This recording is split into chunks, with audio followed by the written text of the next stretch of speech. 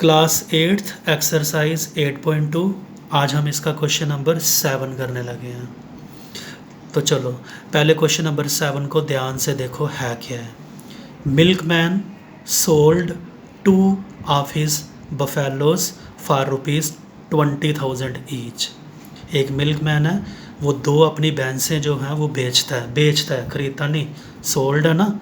तो कितने में बेचता है वो दोनों? 20-20 हज़ार में।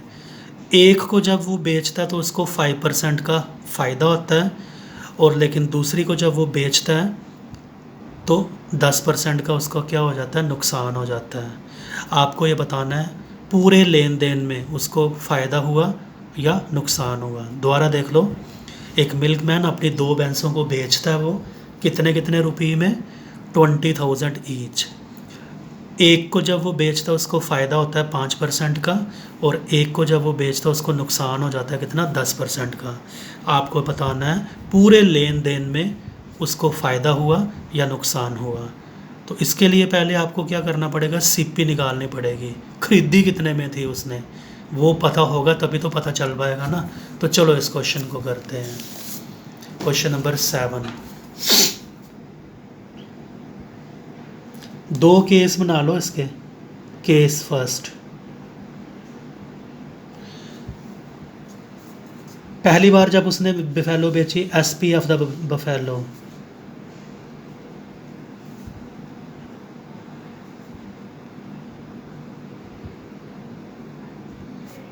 ₹20,000 में। जब उसने बेचा उसको तो उसको क्या हुआ था? पहले पे फ़ायदा हुआ था, गेन। कितना गेन हुआ था? 5% का। ये मैं क्वेश्चन से देख रहा हूँ।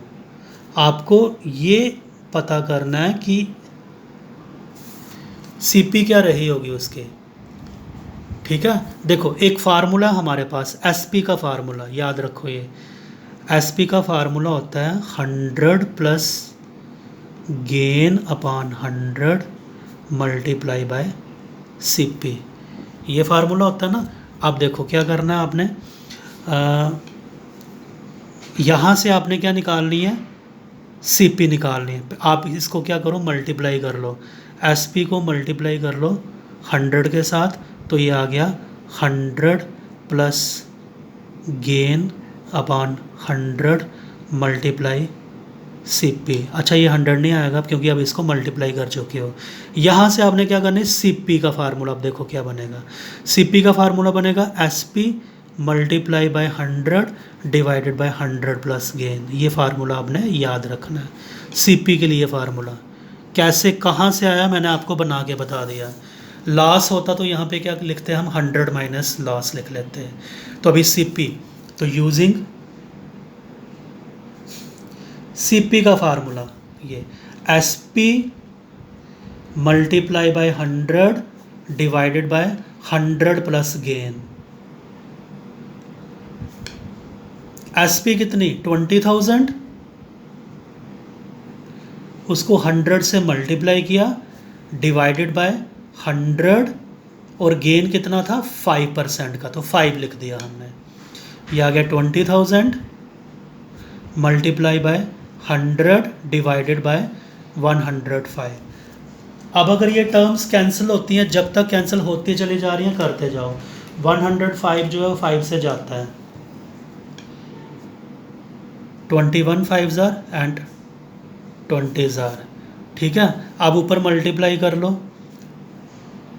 किसको मल्टीप्लाई करना है? 20,000 को मल्टीप्लाई करना है 20 के साथ, तो ये आ जाएगा 4050 आ जाएंगे, और डिवाइडेड बाय 21। रहने दो इसको ऐसे ही, क्योंकि अब ये 21 से डिवाइड तो होता नहीं है, पॉइंट में हमारा आंसर आना शुरू हो जाएगा। इसको ऐसे ही रहने दो फ़िलहाल अभी आप। ठीक है, तो ये रुपीज़ में आ गया। पहले केस की सीपी आ गई है ये। अभी केस सेकंड बनाते हैं। अगर ये पूरे का पूरा कैंसिल हो जाता ना तो मैं कर देता, लेकिन ये पॉइंट में आ रहा है तो इसको एंड में ही, बाद में ये एक ही बार सॉल्व करेंगे। अभी रहने देते हैं। केस सेकंड में एसपी ऑफ द बफेलो,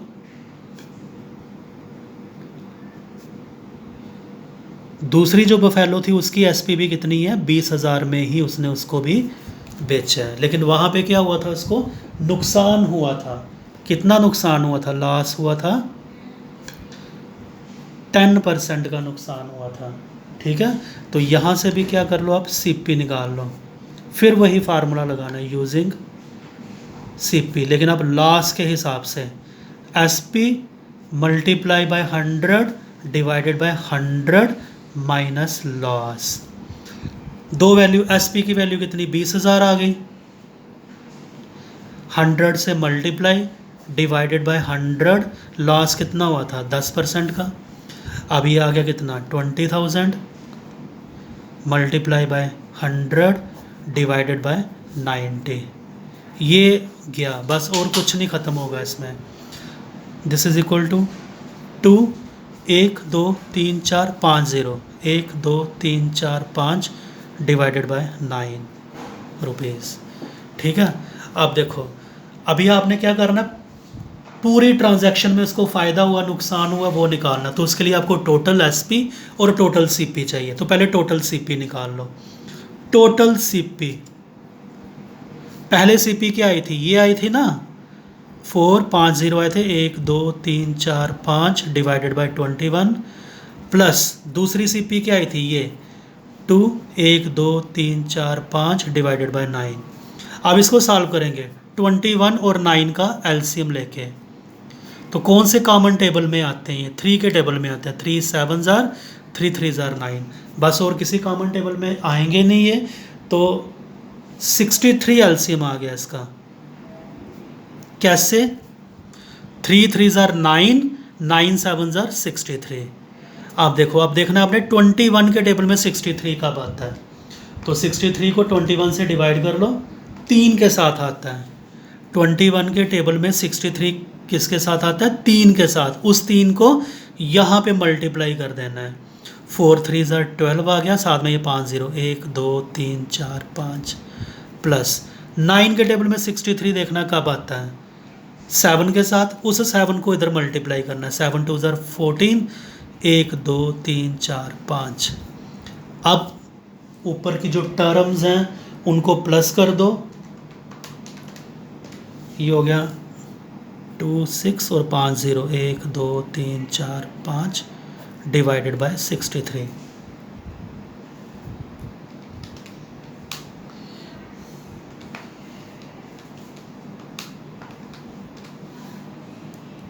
अब इसको डिवाइड करके देखते हैं हम क्या आता है। ये पॉइंट्स में आना शुरू हो गया ये, तो चलो लिख लेते हैं। इसको डिवाइड करोगे तो क्या आया, ये 4126 9.84, लगभग ये आगे भी चलता चला जा रहा था, अप्रॉक्सीमेटली रुपीज़। ये सीपी आ गई है, ठीक है, टोटल सीपी आ गई। अब क्या करना है आपने, टोटल एसपी भी निकालनी है। टोटल एसपी, टोटल एसपी 20 हज़ार की बेचे, ₹20,000 प्लस ₹20,000, तो कितना हो गया, ₹40,000। तो ये तो नुकसान हो गया। खरीदी महंगी थी, देखो कितने में खरीदी थी ये, 41,269 समथिंग, और 84 पैसे भी थे। बेची कितने में है, सिर्फ 40,000 में, तो ये नुकसान हुआ है ये। ठीक है, यहाँ पे करने लगा हूँ, तो देयरफॉर लॉस, यहाँ पे लॉस हुआ। कितना लॉस हुआ वो कैसे पता चलेगा, सीपी में से आपने एसपी करना है माइनस। सीपी क्या निकाली आपने, 41,269.84, उसमें से माइनस करना है 40,000 रुपीज़ में।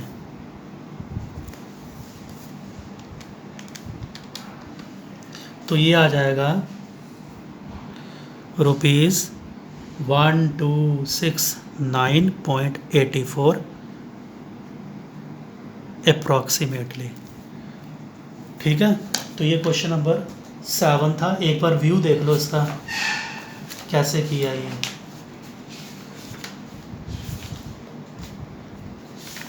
फिर इसको ध्यान से समझ के कापियों पे भी नोट कर लेना।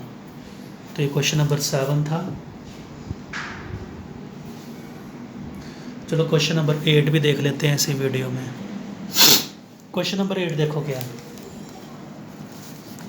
क्वेश्चन नंबर 8 है, the price of A TV. TV की प्राइस कितनी थी? 13,000, लेकिन उस पर क्या सेल टैक्स भी देना पड़ेगा। कितना देना पड़ेगा? 12%। अब आपको फाइनल प्राइस निकालनी है कि फहीम है कोई बंदा, उसको इस टीवी के लिए कितना टोटल अमाउंट देना पड़ेगा। ये तो देना ही देना है, साथ में 12% का क्या देना है उसको, टैक्स भी देना है। ठीक है, तो चलो इस क्वेश्चन को करते हैं। क्वेश्चन नंबर ये 8 है।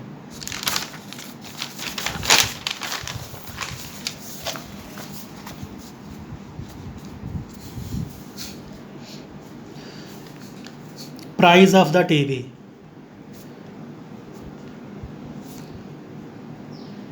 Rupees 13,000। Sale tax, rate of sale tax, कितना रेट उसका? 12%। ठीक है, तो सेल टैक्स बना कितना फिर? तो देयरफॉर सेल टैक्स क्या बना? सेल टैक्स इक्वल टू किस पे लगा? जो टीवी की प्राइस थी, रुपीज़ 13,000 पे।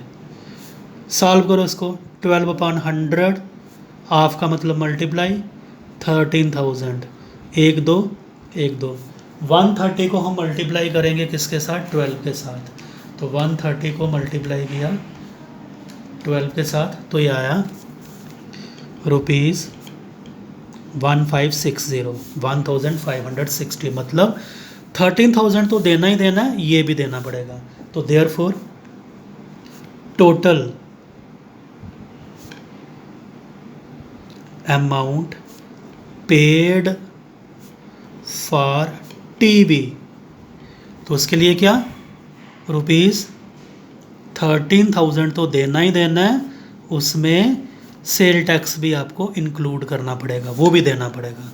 तो दोनों को प्लस कर लो, तो प्लस करके आया रुपीज़ 14,560 सेल टैक्स डाल के। ठीक है, तो ये इस एक्सरसाइज का क्वेश्चन नंबर 8 था। अभी भी इस एक्सरसाइज के 2 क्वेश्चन हैं, अगले वीडियो में लेंगे उनको, तो इनको ध्यान से समझ के कॉपियों पे नोट कर लेना। ओके।